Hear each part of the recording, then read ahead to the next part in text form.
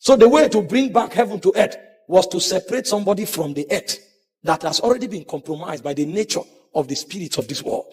He said, come out of your country. Come out of your kindred. Come out of your family to the land that I will show you. And then I will bless you. And I said that calling that God gives to a man is what we call the drawing of a spirit. Every spirit that wants to get your attention will seduce you. Because they know that their language may be alien to you. If you were given to immorality, for example, and we come and say, purity is the way of the kingdom, the first thing you will start thinking is, how is it possible to be pure? And then when somebody talks about purity, you think what he's trying to say is that God is helping him. Because that language is alien to you. In fact, if somebody comes and says, I'm a virgin, either you think the person is lying, or you assume the person is not informed. Because the language of where we live now is normal to live for the way you want. And when you finish, come back and cry, God will forgive you. And then you keep on. You don't know that there's another realm. There's a language. So when the spirit comes, he won't begin with language. Because if he begins to talk to you, his standards will be too high. If God comes, for example, and begins to talk from his realm, you can't interact with him. So the first thing the spirit will do is that he will go back to the potters in your soul that the devil have taken over, and he will begin to seduce you. You are somebody that likes elegance. He will show you elegance in the kingdom. You are somebody that likes to rap, or you like to show yourself. The moment you come into the kingdom, after 1 week, they'll say, come to the altar, lead okay, I can lead some. So you now start coming because you want to sing. Because you like to show yourself. The spirit is trying to seduce you. Meanwhile, when he's done seducing you, he may now send you to become an intercessor. So you will not appear on the altar again. So he's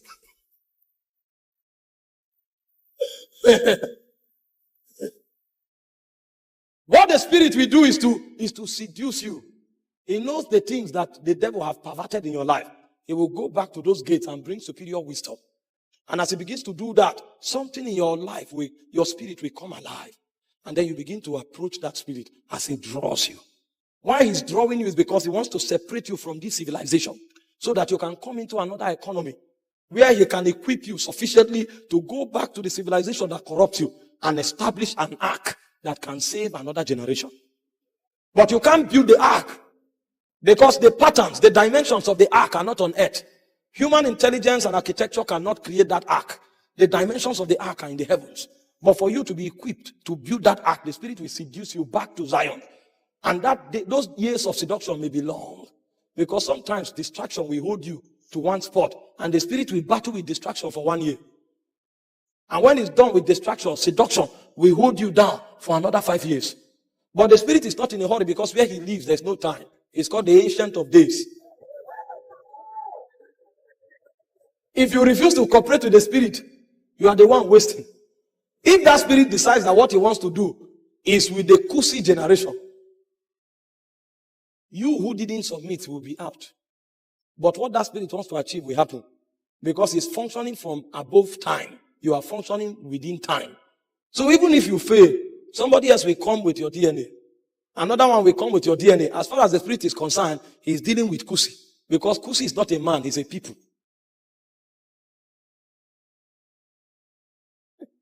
The day the spirit is able to seduce you, that day your journey into participating with the divine is activated. And then the spirit shows you a dimension. Because when you enter into God, you discover there are many dimensions. The angelic realm reveals to us the multifaceted dimensions of God. So when Michael shows up, you see the strength of God. And if you see Michael, you think God is all about power. Until Gabriel shows up. And then when Gabriel talks, he uncovers mysteries that were locked for many generations. And then you now discover there's a dimension called wisdom. And there are many of such dimensions. There are angels that appear as light. There are those that appear as flames of fire. All of these things are locked there. When you come, the spirit opens his oracles to you. And then it tells you your inheritance is this dimension. Take it and go and build it on earth so that the sons of men can be discipled after this order. So when the spirit comes, he said, his glory will fill the earth as the waters cover the sea. So if you come to a nation, you now see different tributaries of that spirit. So the nation from a high pedestal becomes the display of the possibilities that are locked up in that spirit. So if you look upon Israel, for example, it's a display of the multifaceted dimensions of God. So when Issachar shows up, he begins to talk about mysteries that only spirits understand. He tells you, don't go this way tomorrow, go like this. And then you are saying, no, the road is here. He said, no, there's no road here. You are seeing a road, but Issachar is seen from another plane. And when you wake up in the morning, a log of wood have blocked this road. So if you were wise, you would have traveled in this direction. So when you look at that, it's a dimension of that spirit. It was an architectural work that a man who entered into God pioneered. So the reason a spirit seduces you is to bring you to a place where you can pioneer his ways. You can pioneer his life. You can pioneer his wisdom so that a generation can be formed after that order. That is the first thing the spirit desires of you, to be wooed to him. Because if you receive intelligence of another spirit, it will become corruption. And in order to ensure that you will do that thing for a long time, the spirit will give you laws. Those laws are your consecration requirement of perfecting the will of that spirit. So sometimes a spirit wants you to become a prophet. And then it brings you a burden. For 1 year, he says, pray in the night. Meanwhile, that pray in the night for 1 year is so that you can hit a prayer quota of 10,000 hours before you break into the energy level of the prophetic. So your 1 year can become 10 years. Because the 10,000 prayer quota, you may deliver it for 1 year, and you may choose to deliver it for 10 years. So every week you wake up, you say, oh boy, I'm tired this night, oh, you know easy. What? You have increased your wilderness days. My brother, no, I'll continue next week. Or you now wake up, you see a pretty lady, you now follow her for 3 weeks. After 3 weeks, you go for dinner with her, and then you come back after 4 months.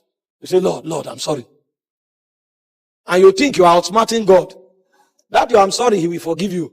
But the problem is that there is 10,000 hours that must be covered.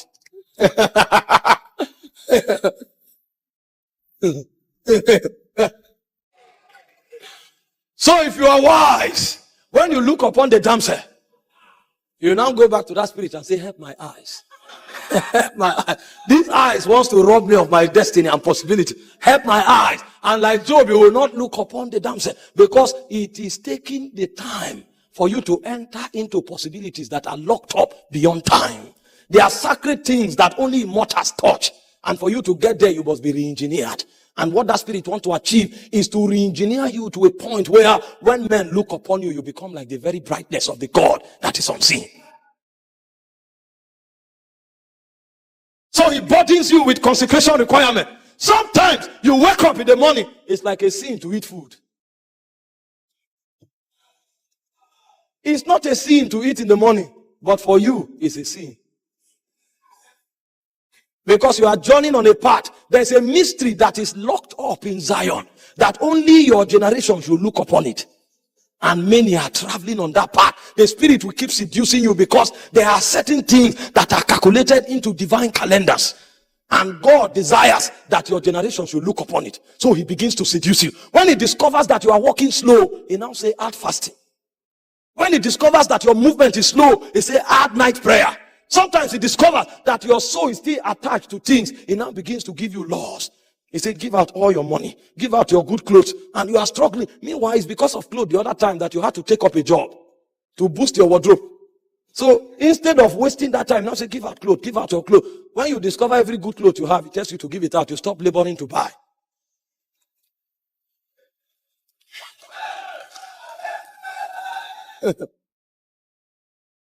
Empowerment doesn't begin with impartation. I'm telling you why some of you who are supposed to become voices in Ghana have not yet been heard. The prophet told you 5 years ago that when you are 22, they will begin to hear you. Now you are 27. Instead of you to check your life, you are going back to find out, is this prophet a true prophet? The problem is not with the prophet. The problem is with your dealings. You are violating your consecration requirement. And so long as you violate it, the time will be long. May God help you to keep the demands. So that you don't grow old and your record will be that I gave my life to Christ 40 years ago. 40 years ago doesn't count in Zion. Get thee out of thy country. And I say when men come out, then the spirit gives them a dimension. That is what encounters does. Encounters are to bring you into the dimensions that you are supposed to pioneer as an order. You know, I said something yesterday. I told you that nations are not necessarily countries. And if you study Genesis chapter 12 verse 1, you see it. It said, get thee out of thy country to the land that I will show you. The word land and the word country are the same. But when it came to nation, he said, I will make of thee. He didn't say, I will make with thee. He didn't say, I will make by thee. He said, I will make of. Because what you see, you have become. And that thing is what will be pioneered as a nation. So what will come out of that? Everybody that connects to it becomes that which they have seen. I will make of thee. So there are nations in countries.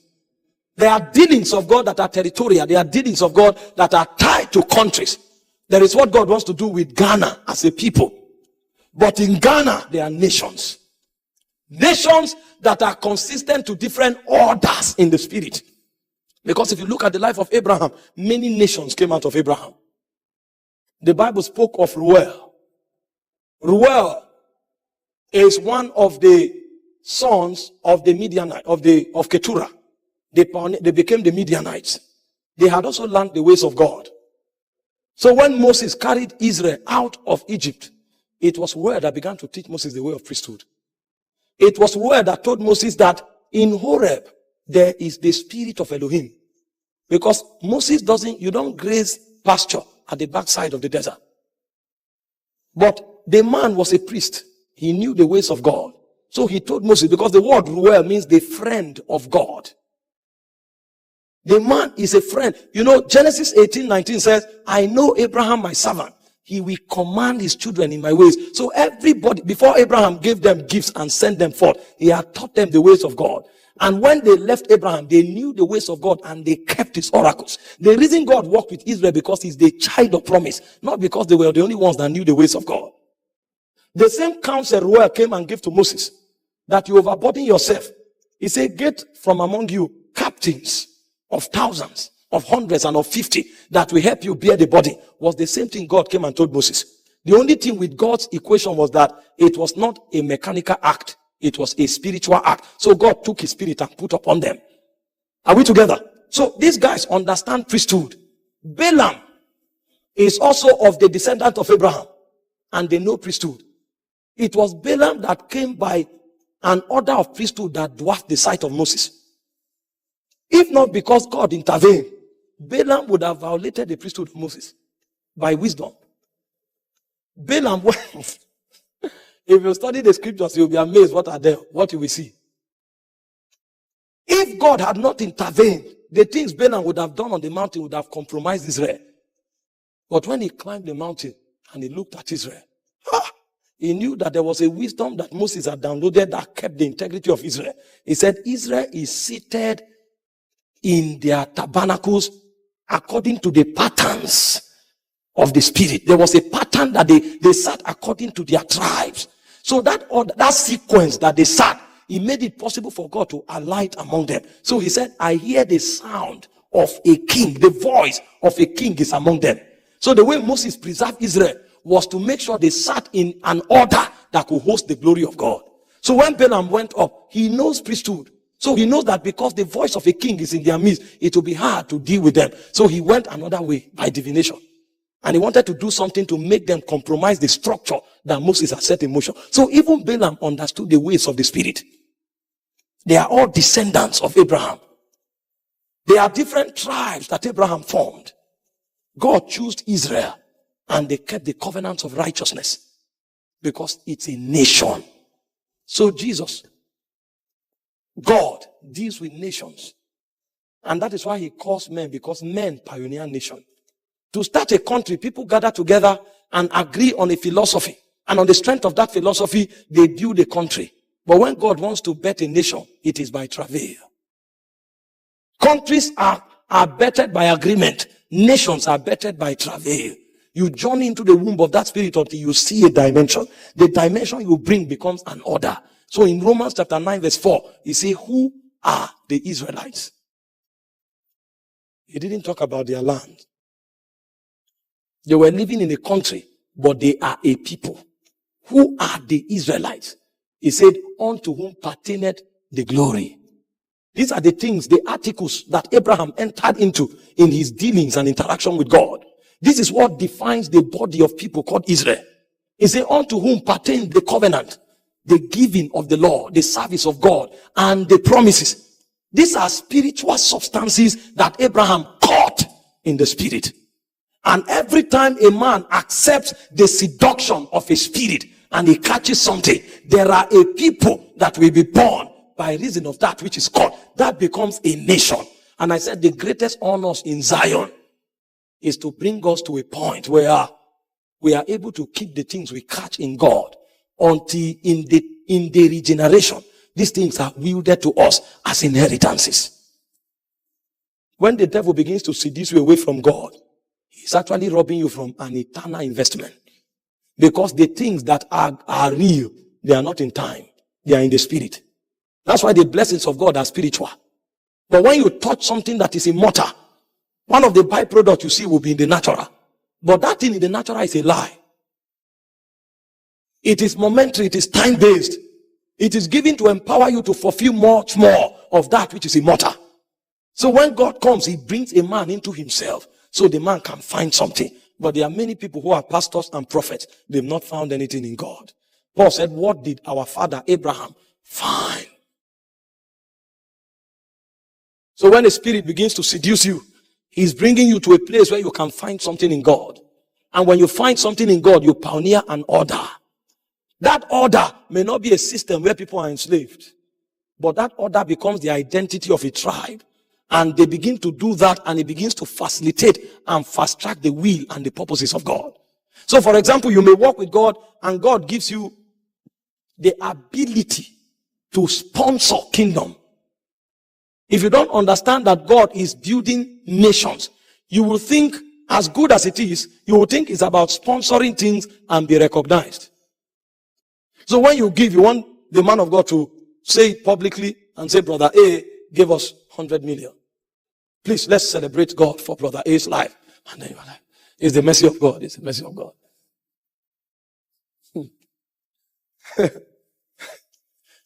But a man who understands that God builds nations, what he does is, the moment he begins to do that, he begins to disciple others to do the same. And before he leaves this world, there will be a generation of people that their burden is to look for kingdom investments, is to look for kingdom needs, is to look for kingdom bodies, and they sponsor it. The more these people do this, it becomes a signature in the spirit that will be attributed to that man. And for eternity, that man will become a dynasty in God. This is what God wants to achieve. And that's why God seduces men. And that's why conferences like this are put together, so that people can come and learn the ways of God. And as they learn the ways of God, they look inward and find out, what exactly has God committed to me? If God has not committed anything yet, it means you are still at the stage of wooing.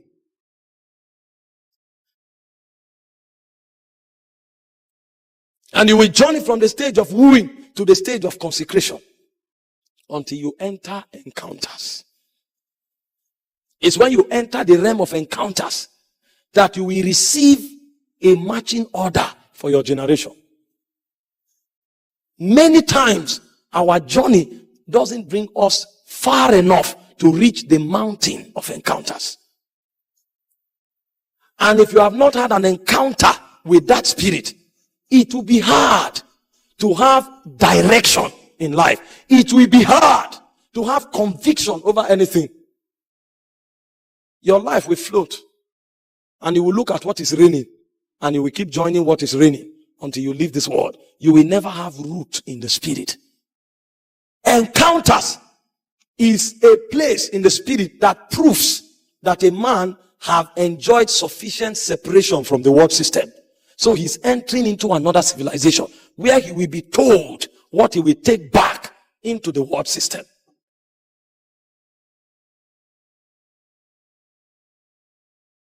If you study the scriptures, you will discover that everybody that made a mark had an encounter of some sort with the Spirit of God. Because it's not a product of intelligence. Your wisdom, your intelligence, your ideology, you picked all of them from the world system. Some of them you picked from the university. Some of them you picked from the families around you. Some of them you picked from the market. You coordinate them together and you call them ideologies. You call them philosophy. But you picked them. The only way you can receive a pure knowledge that has not been corrupt is when that spirit alters it into your spirit man. And when you come down, that encounter becomes the beginning of your journey. You heard our father in the Lord yesterday said the spirit spoke to him for 9 seconds. And 9 seconds have defined 18 years of his life. That's the power of encounters. Your life have no definition until you've begun to encounter the spirit. The things it tells you will define your life. It will define your essence. It will bring meaning to everything you do. But you have to respond to the wooings, the promptings, the summons of that spirit. You have to keep the demands of consecration of that spirit until you reach the mountain of encounter. It took Moses 40 years.